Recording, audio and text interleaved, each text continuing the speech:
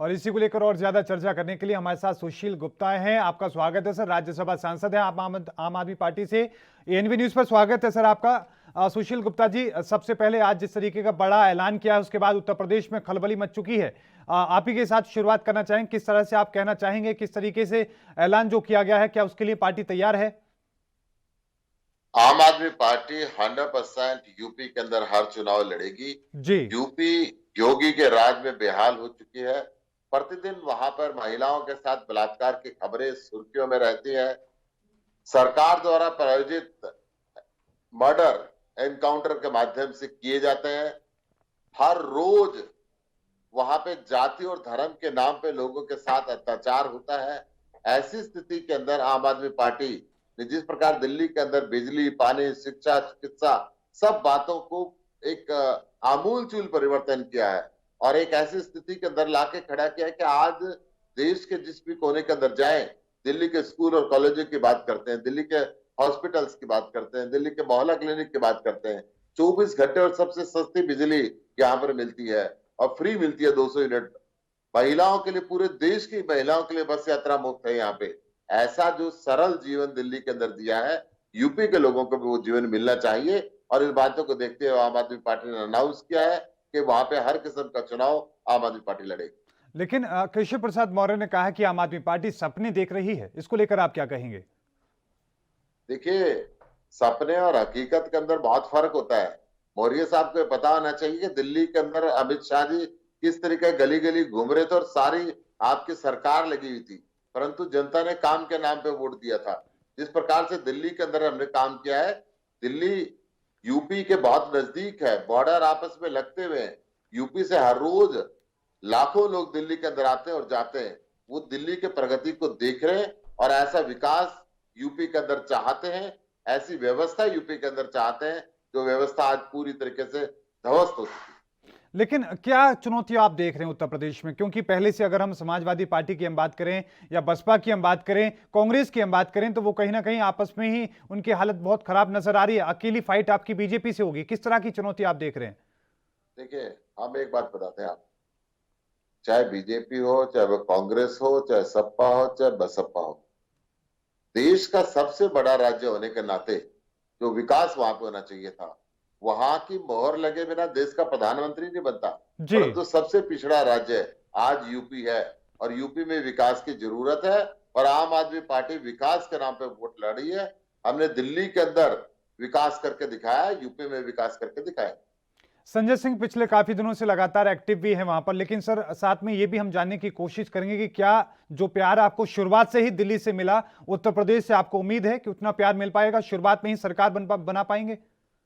उससे ज्यादा मिलेगा, जी। क्योंकि यूपी के अंदर कानून के हालात आप देख रहे हो, कानून व्यवस्था भयंकर रूप से खराब हो चुकी है। यूपी के अंदर महिलाएं घर से बाहर निकलने में अब डरने लगती है। यूपी में कई कई घंटे बिजली नहीं होती और बहुत महंगी बिजली है। यूपी के अंदर अच्छे स्कूल और अच्छे हॉस्पिटल नहीं है, जान बचाने के लिए दिल्ली की तरफ भागना पड़ता है। यूपी का हर आदमी चाहता है कि मेरे बच्चे को दिल्ली के स्कूल और कॉलेजों में दाखिला मिल जाए। ये सारी सुविधाएं यूपी के अंदर क्यों ना हो, जब दिल्ली सरकार दिल्ली के अंदर कर सकती है। यहाँ तो हमारे पास आधी पावर है, वहां पूरी पावर होगी। 100% वहां पे हम सारा विकास करेंगे और वो सारा प्यार जनता का मिलेगा। जनता दिल्ली के अंदर इसको हर रोज देख रही है। लेकिन शुरुआत से हम जिस तरीके से देखें, क्योंकि दिल्ली देश की राजधानी बेशक है, लेकिन उत्तर प्रदेश का एक बहुत बड़ा हिस्सा है, चाहे रोजगार के मामले में या फिर अच्छे एक लाइफस्टाइल के लिए या फिर स्वास्थ्य के लिए दिल्ली का रुख करता है। क्या लगता है कि आपके पहुंचने से एक उम्मीद जागेगी उत्तर प्रदेश के लोगों को? निसंदेह निसंदेह जो दिल्ली का विकास है, यूपी के लोग चाहते हैं कि यूपी के लखनऊ के अंदर, कानपुर के अंदर, वाराणसी के अंदर जितने भी बड़े बड़े शहर हैं, हर शहर चाहता है कि हमारे यहाँ दिल्ली जैसा शहर बने।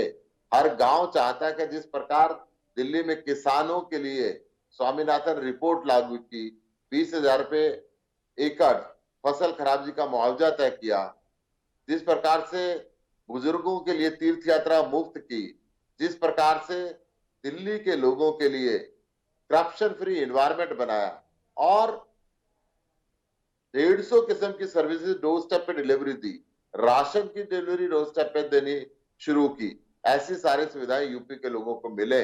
और यूपी की इसलिए जब से हमने वहां पे पॉलिटिकल इंटरेस्ट लेना शुरू किया है, यूपी के लोगों का बहुत पॉजिटिव रिस्पांस हमें वहां से मिला। लेकिन एक बात और सर लोग जानना चाहते हैं, क्योंकि बहुत बड़ा प्रदेश है और ऐसे में आप क्या अकेले ही मैदान में उतरेंगे या फिर किसी दूसरे दल के साथ में मैदान में उतरेंगे, क्योंकि अखिलेश यादव भी लगातार बाकी दलों से संपर्क साधने की कोशिश में जुटे हैं।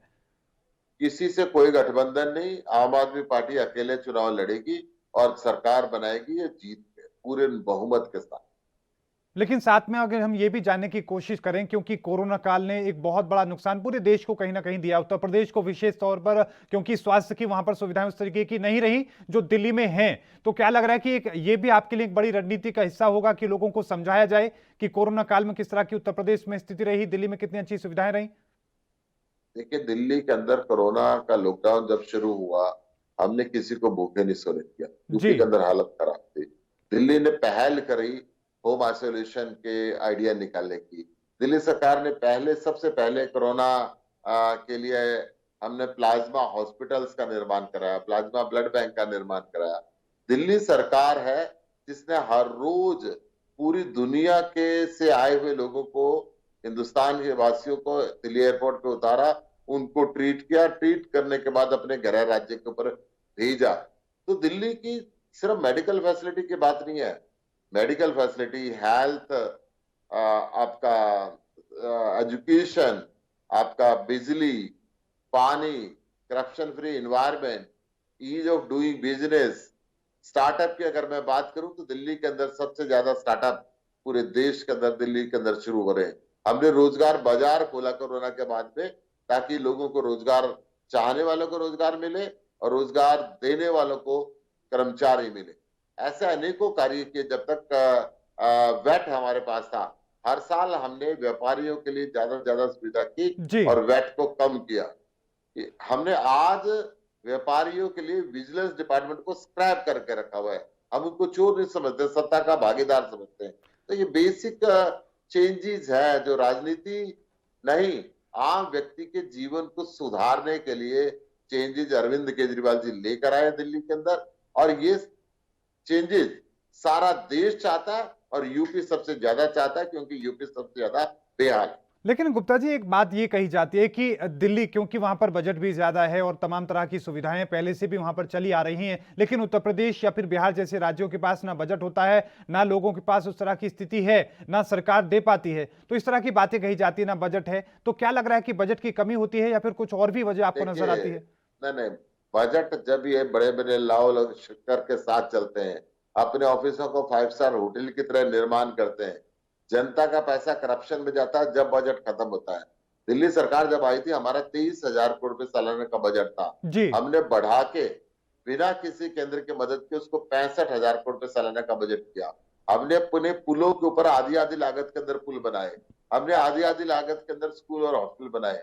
जनता का पैसा जनता के लिए लगाया, और यही कारण है कि केंद्र सरकार से 1 रुपया किसी भी किस्म से सहायता ना मिलेगा। ना कोरोना की बात में करा, ना और कोई सहायता मिला। उल्टा हमारा सालाना जो जीएसटी कलेक्शन होता है और बाकी चीजें कलेक्शन होती है, उसका एक बहुत बड़ा हिस्सा केंद्र सरकार के पास जाता है। यूटी होने के नाते हमें नहीं मिल पाता। अगर यूपी के अंदर जाएंगे तो बजट की कोई कमी नहीं रहेगी। यूपी की जनता पूरा टैक्स देती है और उस टैक्स का जो बेनिफिट है यूपी की जनता को मिलना चाहिए, और आम आदमी पार्टी उसका पूरा ख्याल रखती है। बिल्कुल सर, आज का बहुत बड़ा ऐलान है और इसके बाद लगातार उत्तर प्रदेश की जगह जगहों पर चर्चा हो रही है, लेकिन आपका चेहरा कौन होगा आखिरकार जो योगी आदित्यनाथ के सामने खड़ा होगा? क्या मुख्यमंत्री अरविंद केजरीवाल खुद अपने जैसे किसी चेहरे को लेकर आएंगे या खुद मैदान में उतरेंगे? देखिए, अभी समय है चेहरा आने में, आपको चेहरे का भी मालूम चलेगा। अभी तो ये पार्टी का काम है, पार्टी हाईकमांड इस बात को तय करे। देखिए, साथ में आपने जिस तरीके से हरियाणा में भी काफी कोशिश की, बहुत तेजी के साथ मैदान में उतरे, मनोहर लाल खट्टर को काफी टक्कर देने की कोशिश की, लेकिन वहां पर वो कामयाबी नहीं मिली। तो उत्तर प्रदेश में आपको किस तरह की उम्मीदें ऐसी नजर आ रही हैं? नहीं, पूरी कामयाबी मिलेगी, आप चिंता ना करें। हरियाणा के अंदर भी सरकार बनाएंगे और यूपी में भी सरकार बनाएंगे।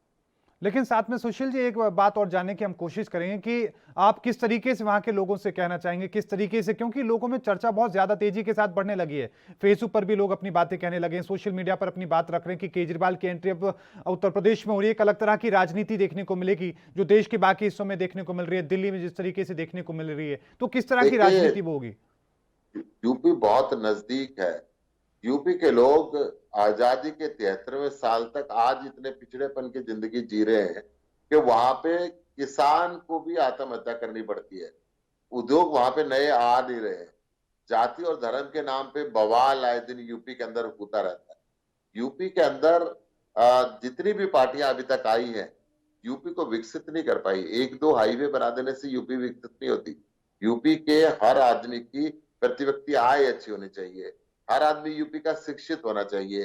ना वहां पे स्कूल कॉलेज बन पा रहे हैं, ना आय उनकी बढ़ पा रही है, ना रोजगार के अच्छे साधन हो रहे हैं। लेकिन सर, अगर हम ये देखें कि आपकी आखिरकार आप किस पार्टी को सबसे बड़ी पार्टी के रूप में आप देख रहे हैं कि उनसे हमारी सीधी चुनौती होगी, उनसे हमें फाइट लेनी है, उसी तरीके से हमें तैयारी करनी है, कौन सा ऐसा दल आपको नजर आ रहा है? क्योंकि कांग्रेस भी लगातार मेहनत कर रही है वहां पे। नहीं, यूपी में कांग्रेस कोई अस्तित्व नहीं रखती। हमारी लड़ाई सीधी सीधी बीजेपी से वहां पे होगी और बीजेपी को पूरी तरीके से हरा के हम अपनी सरकार क्या बात। लेकिन बीजेपी लगातार ये कहती है कि हमने किसानों के लिए बहुत अच्छे काम किए। नए कृषि कानून की हम बात करें, लगातार उसको लेकर अपनी बात कह रही है। बहुत सारे किसान हैं उत्तर प्रदेश में, तो क्या लग रहा है कि उन किसानों को लेकर आप कैसी क्या रणनीति लेकर आएंगे कि वो आपकी तरफ आए या वो भविष्य के में आपके बारे में सोचे? आज 20वां दिन है। दिल्ली के चारों तरफ लाखों किसान बैठे हुए हैं।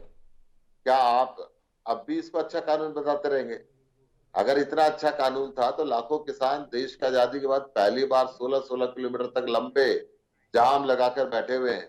ऐसे हालात के अंदर किसान आज नफरत करने लगा है केंद्र सरकार से। क्यों उसकी आजीविका छीनने पे तुली है? क्यों एमएसपी की गारंटी नहीं देती? एमएसपी को प्रधानमंत्री जी कहते हैं हम देंगे और योगी जी कहते हैं हम देंगे, परंतु लिख के कानून में इसका प्रोविजन बनाने के लिए तैयार नहीं।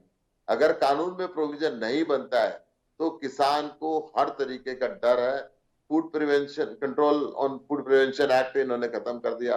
अनलिमिटेड भंडारण की छूट अपने अडानी और अंबानी जैसे मित्रों को दे दी।